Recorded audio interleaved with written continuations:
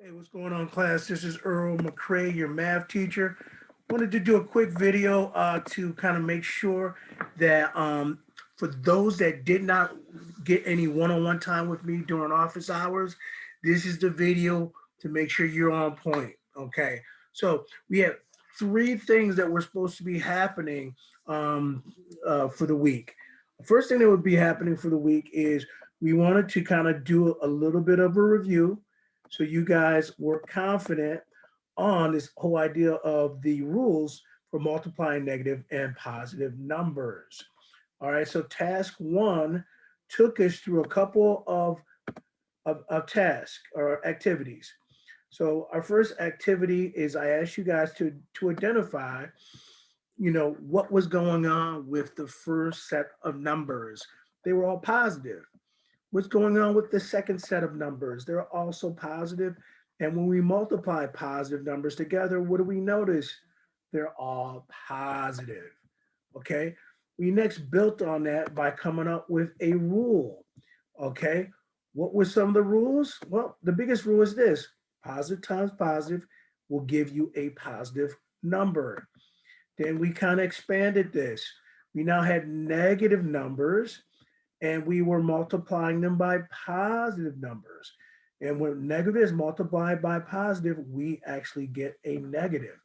We generated a rule from that. Okay.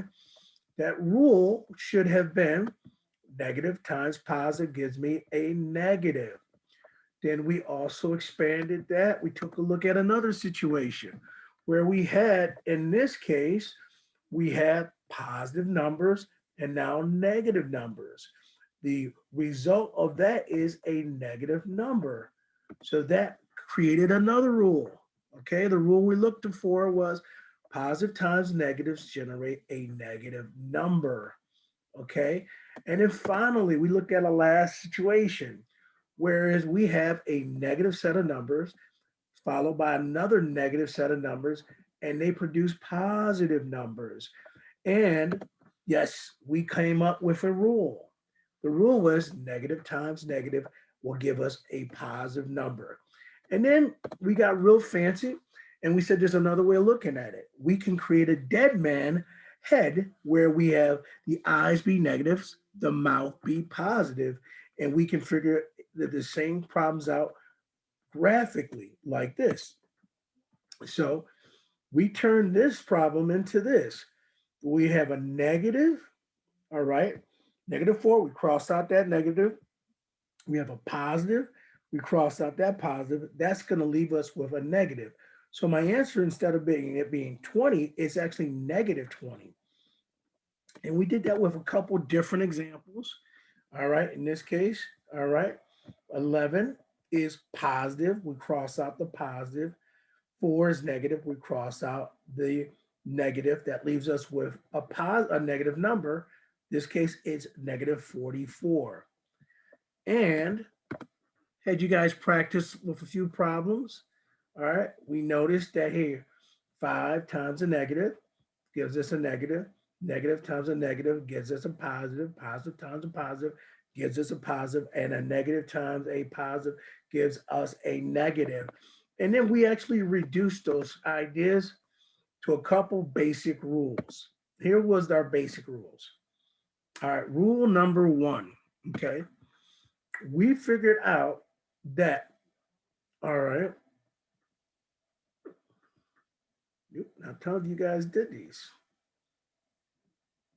All right, we figured out when we have the same signs, all right, positive and positive, negative and negative, same signs means that we're going to be in agreement most of the time, which means our conversations are positive. When we have different signs, okay, positive and negative, negative and positive, we're not going to be in agreement all of the time, which means our conversations can get quite negative. So when we have things that are the same, positive things happen. When things are different, typically negative things are happening. So that was a general rule that we came up with that we thought would be helpful for you.